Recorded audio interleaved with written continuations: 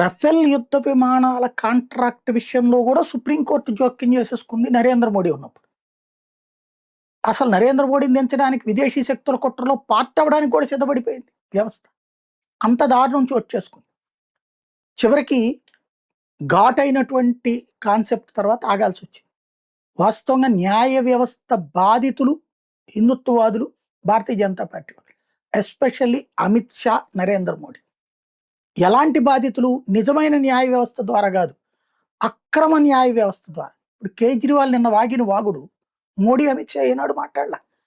కోర్టులో తనే వాదించుకుంటా మీరు ఒకసారి ఆర్ఎస్ఎస్ మీటింగ్కి వెళ్ళారు కాబట్టి మీరు వెళ్ళింది ఒక సమావేశానికి, ఆ సమావేశం వాళ్ళకి ఆర్ఎస్ఎస్తో లింకులు ఉన్నాయి కాబట్టి మీ తీర్పు మీద నాకు నమ్మకం లేదు అని వాదించాడంటే కోర్టు దిక్కని కింద జైల్లో పెట్టాలా. కానీ న్యాయమూర్తిని అట్లా మాట్లాడగలిగాడు. అదే మోడీ అమిత్ షాల మీదనైతే